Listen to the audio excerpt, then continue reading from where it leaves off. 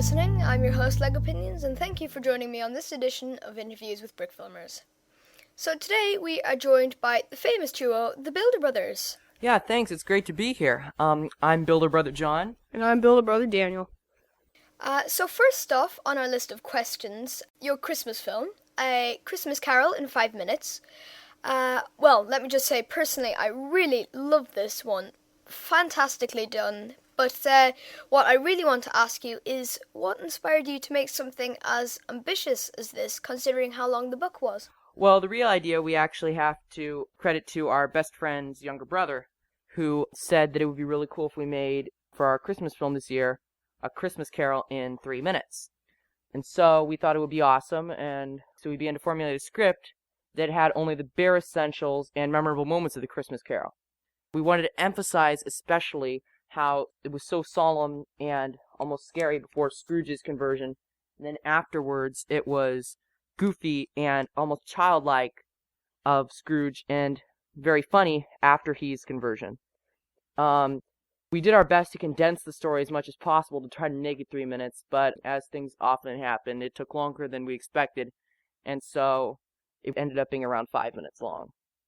And what exactly, when you're filming, something like that, what would you advise to do to create a certain mood, such as you've described? Well, what really sets the mood, in my opinion, best of all, is the music, because music makes such a difference.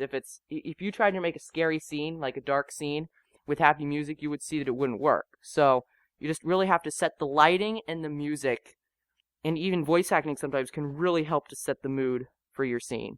There's actually a few things in the film which I know the viewers and I would be very interested in, and obviously the first is how you put that ghost-like effect on Jacob Marley near the beginning of the film.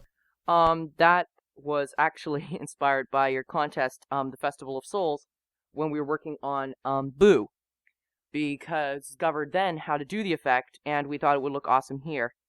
And the effect was, as I had mentioned on the forum, that we would animate him in front of a green screen, and then we green screen him out and insert him in the shot, resize him, get him the right angle in the shot, and then make him transparent and make him glow.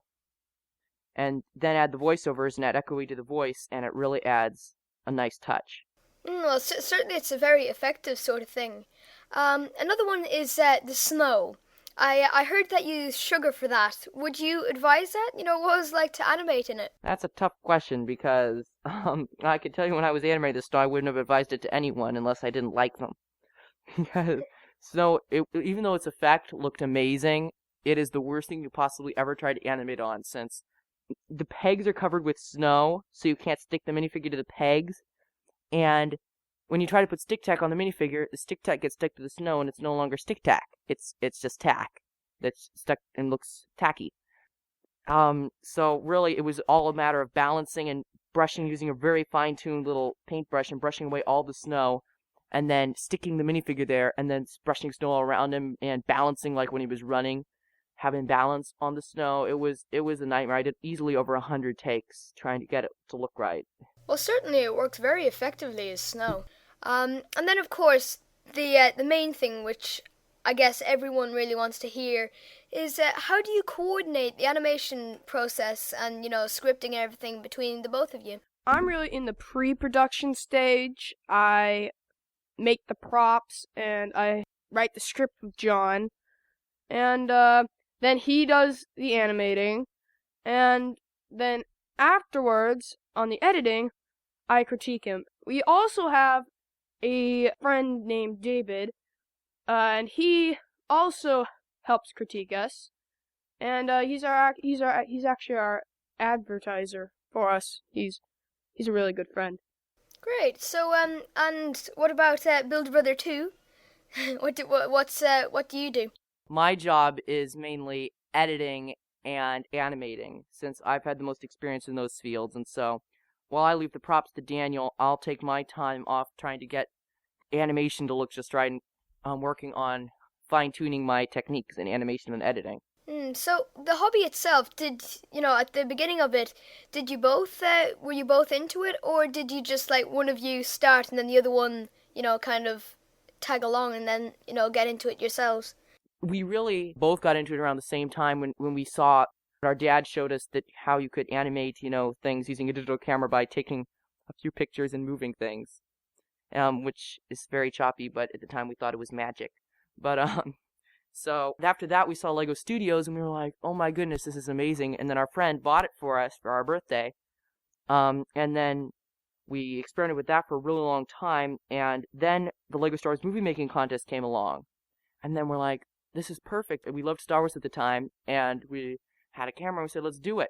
But then our dad said, your camera, you should have a little better quality. So we looked on the internet and a guy was selling a QuickCam 4000, which we thought's quality was amazing. And then he was selling it for only $20. But we needed it right away because the contest was going to end really soon. But he offered to send it to us really quickly and was actually genuinely interested in what we were doing. So we were very blessed to have that sent to us at such a short time. And so we made the contest in time. And after that, what really was a big inspirational boost for us was the fact that we actually were one of 3 semi-finalists in our age category. So, you've been animating for quite some time then, considering how long ago the contests in LEGO Studios were. Actually, we didn't get LEGO Studios when it came out, because we didn't start animating that long ago. But at the end of 2006, we discovered LEGO Studios, and so our friend got it off eBay. And then after that, the LEGO Star Wars movie making contest was in 2007. And then we just were ghosts on the forum, and then really didn't start animating again really largely until around the end of 2008. So of course, I think another question which everybody wants to hear is, do you find that you ever get in each other's way when you're animating or anything like that, or just in general? No, I actually think that it's good that we have our separate jobs, otherwise we kind of get in each other's way. Because while he's doing the script, I could be doing the props. While he's animating, I could be working on a separate part of the script. It's pretty good, yeah, the way we have it set up. Though we do bicker every once in a while, as all good brothers do. So, what about any upcoming projects that you have? Is there anything that you can share with us? Yeah. We will be making an entry for Toy. Though we're not sure what it is yet. Yeah, we're not sure what it is yet. But the project that we're going to be working on for quite a while is going to be The Squire and the Scroll by... Based on a storybook by... Yeah, based on a storybook by Jenny Bishop. Okay, well that's great. And another thing which I'd like to just go back a few months there is your entry to my contest, the Festival of Souls. What was it like animating that, really? Because it was quite a long film. It was quite an interesting experience because I was thinking that the end film would only be around 5 minutes in my naive sort of way, just thinking it was probably good that I thought it was only to be around 5 minutes, because if I had known at the time it was going to be 15, I might not have even tried to make it. But I started animating and realized that this was going to take a lot longer than I thought. And so I just worked my way through the script, and I was up a lot of nights until late at night, much later than I should probably have been in. Yeah, I had to sleep on the couch quite a few times. Yeah, because Dano couldn't help me animate, so he wanted to go to bed, so he'd go sleep on the couch because I'm animating in my bedroom. And so we got it luckily done in time, about 2 weeks before the competition was over, and then we had enough time to, since you had extended the deadline, to get all the editing done right before the deadline. Well, honestly, I mean, like, all your films, they seriously impressed me, but that one in particular, it was just, especially for, my contest as well, I wasn't expecting anything like it. But, well done to the both of you. And then, of course, the basic questions, which I ask everyone, and, first off, your favourite brick film or brick films? Our favorite brick films are probably, The Magic Portal by Lindsay Flay and, The Great Disturbance by Leftfielder Studios. Both of which are amazing films, though considered classics. They're still, in my opinion, in story-wise and even rough effects-wise, are really impressed me almost more than some of the modern effects done by Brickfilmers today. Yeah, I totally agree with John. And when you're, what do you feel really is the most important thing in a brick film? Definitely story. And then we like to support the story with just good effects and animation as much as possible. But the story is what keeps the movie alive, in our opinion, so...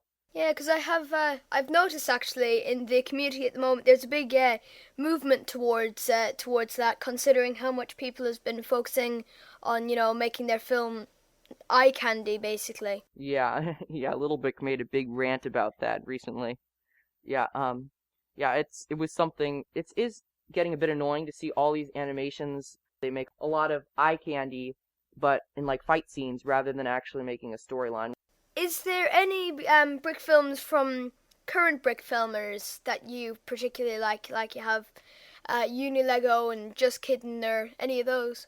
Yeah, well, Just Kidding's definitely has a lot of very humorous brick films that I really have enjoyed.